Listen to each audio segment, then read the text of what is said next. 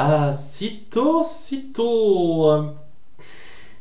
Alors, j'aime bien cet épisode, franchement.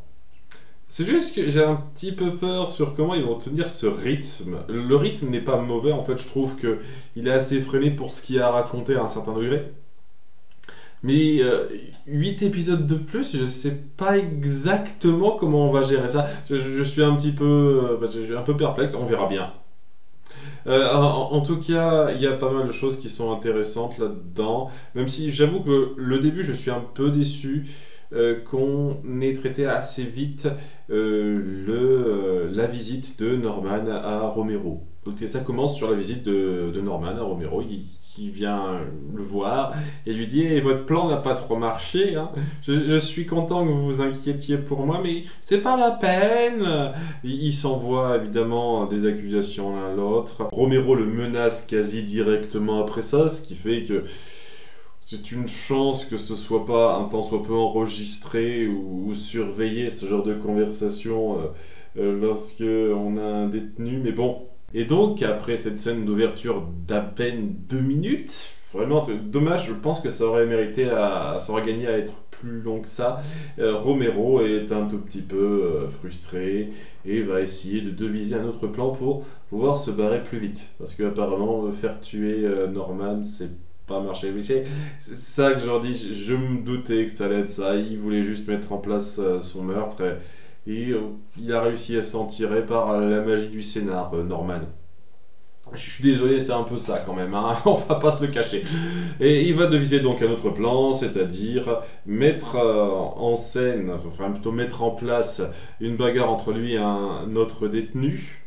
Et étant donné qu'il a été exemplaire dans le comportement jusqu'à présent, il fait facilement croire que s'il s'est fait attaquer, c'est très certainement parce qu'ils ont compris, ils ont découvert qu'il était flic et il est plus trop en sécurité ici. Donc on va mettre en place un transfert, donc il met un petit peu ça en place, hein. Il manipule bien la chose pour qu'il soit ailleurs et j'imagine qu'il profitera de cet instant-là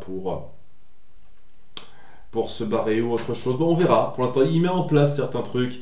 Je pense que ça va être lui la confrontation finale de Norman à un certain degré. Et pour l'instant, on va se concentrer sur une autre confrontation que j'avais vu venir, mais je m'attendais pas à ce qu'elle évolue aussi vite. Dans un sens, je trouve que le rythme est pas mauvais. Hein, c'est pas que ça va vite, mais c'est juste comment vous allez gérer ça sur le temps exactement en fait. À part en rajoutant des trucs. Bon, parce qu'il y a quand même quelque chose qui se passe par rapport à sa nouvelle obsession du moment à Norman. Un truc que j'avais pas remarqué mais qui est un tout petit peu appuyé dans cet épisode, c'est que ouais, Madeleine, j'avais dit Marguerite, c'est Madeleine, c'est ça son prénom, a quelques airs de famille vaguement avec Norman. En tout cas, elle a un type un peu similaire.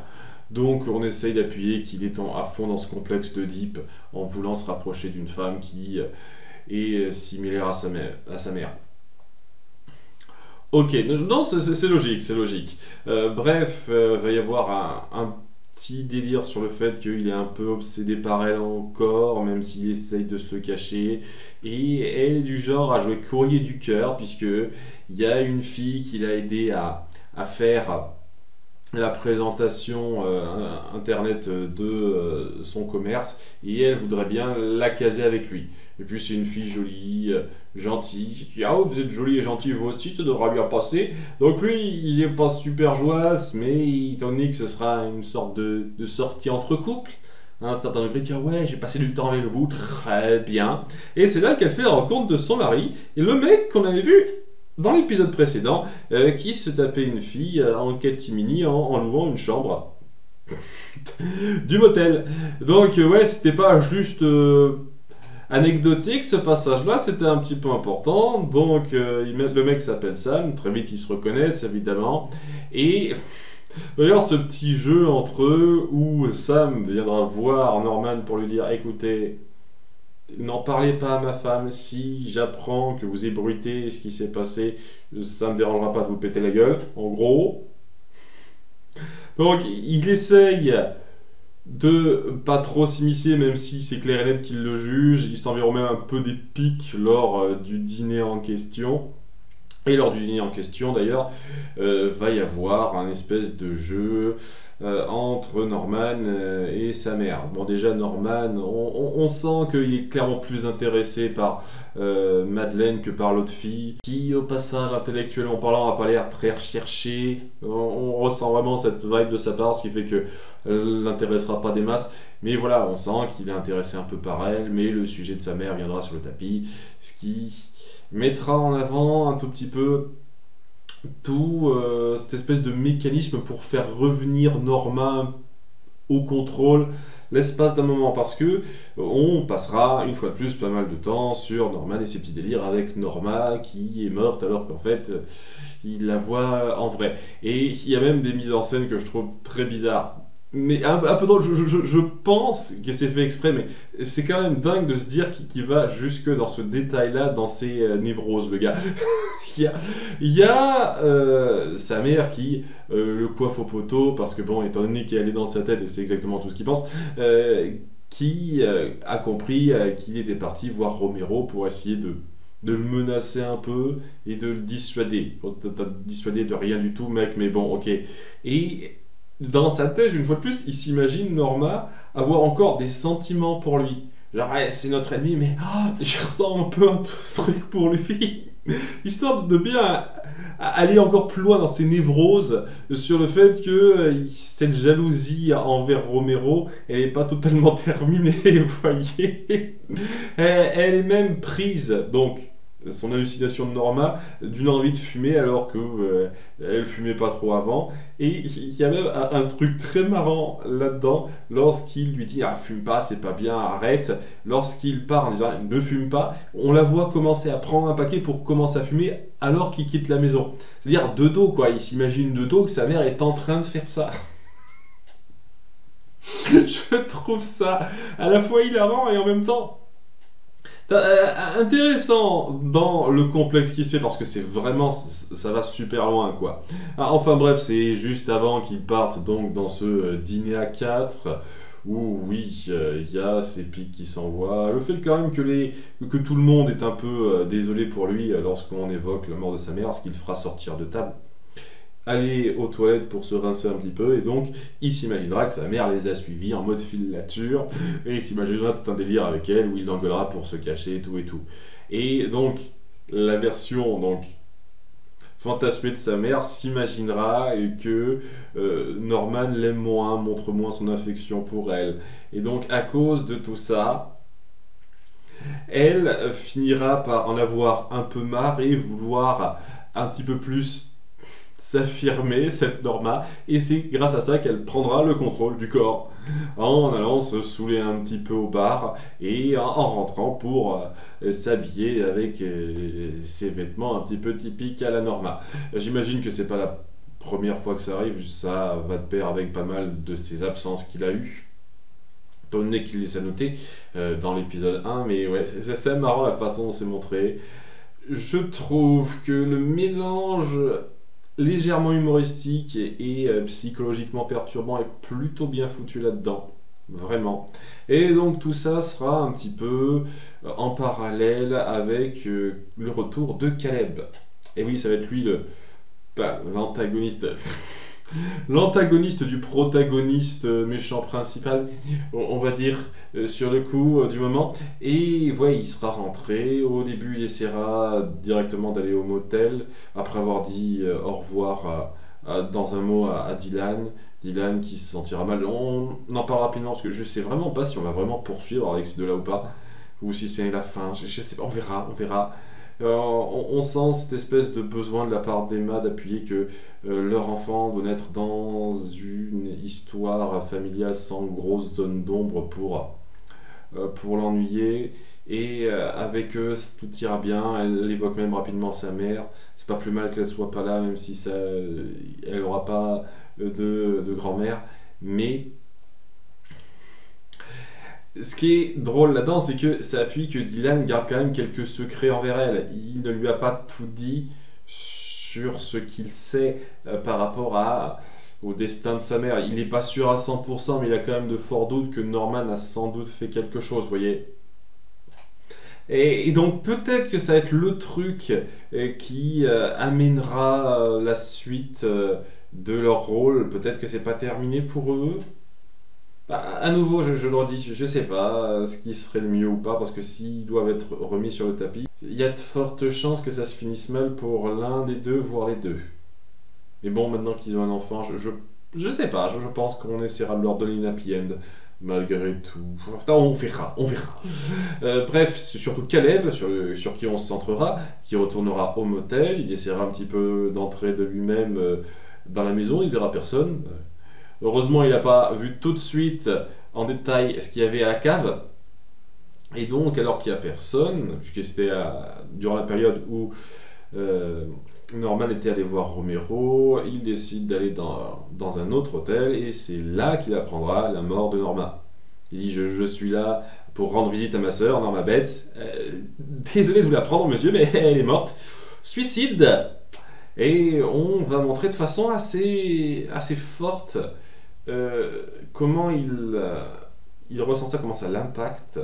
Le moment où il tombe sur sa tombe, je n'ai pas fait exprès ça, pour vraiment assimiler cette perte, s'écrouler par terre pour vraiment pleurer cette perte-là, c'est assez intense. Hein. Je trouve que l'acteur le rend très bien. J'aime beaucoup vraiment ce qu'on a fait du personnage de Caleb. Hein. J'avais vraiment peur au tout début qu'on parte sur une approche assez directe et un peu simple.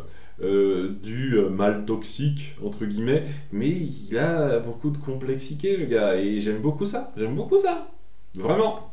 Donc on a de la peine pour lui parce que en dépit de ce qu'il a fait, il est très attaché, il était très attaché à sa sœur.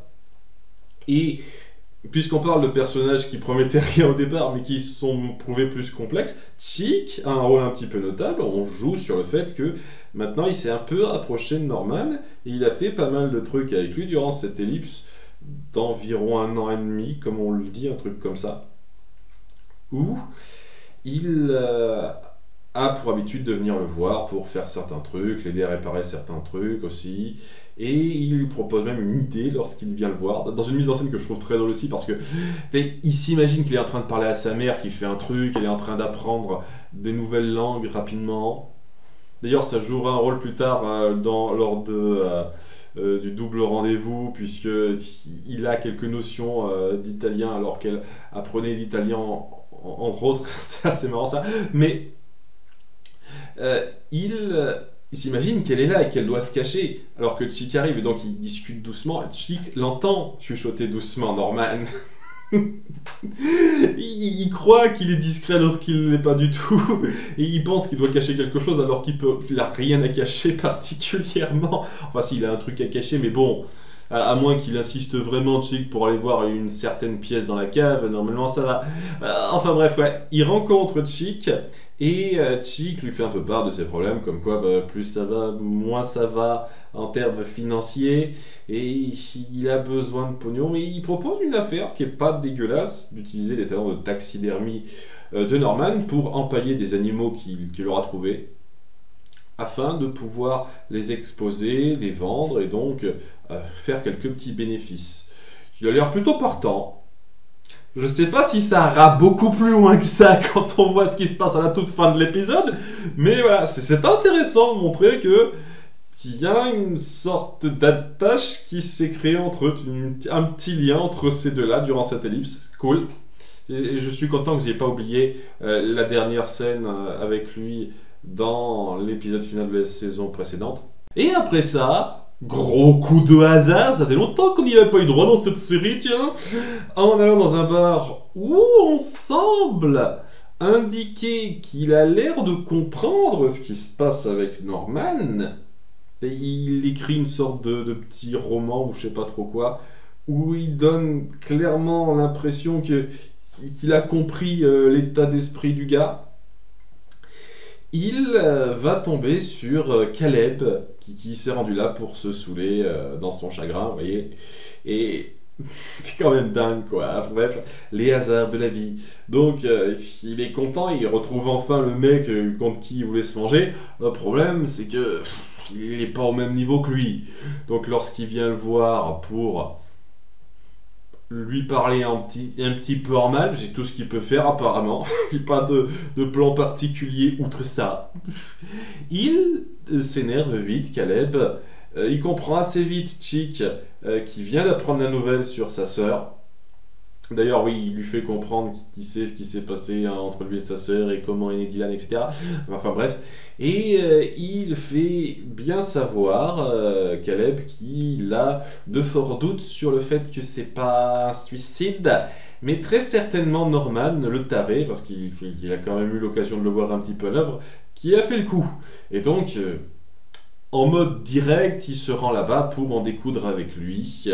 Il voit un petit peu toute la maison. Il dit Norman, il faut que je te parle. Très vénère le gars. Évidemment, confrontation directe, ça va pas bien se passer.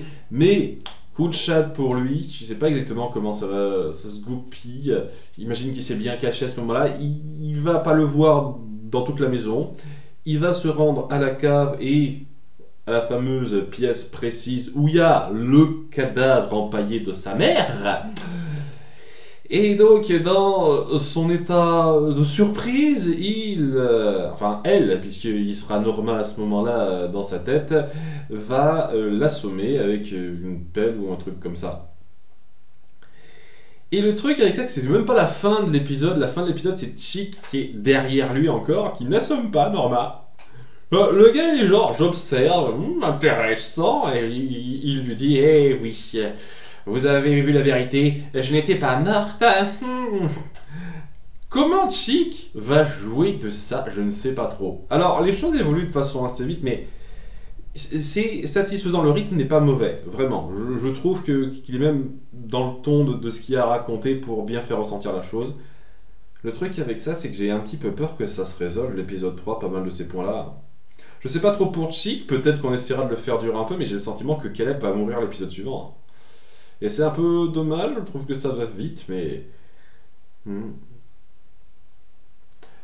Qu'est-ce que Chick va faire là-dedans? Le truc avec Chick, c'est que c'est pas un personnage si simple à lire que ça, honnêtement.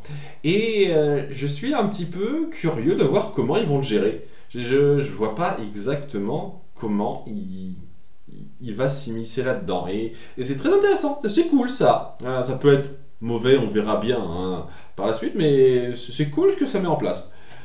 Donc ouais, comme par hasard un peu grossier, je leur dis, je suis vraiment déçu de la discussion entre Norman et Romero qui soit si rapide que ça quand on voit ce que c'est censé représenter.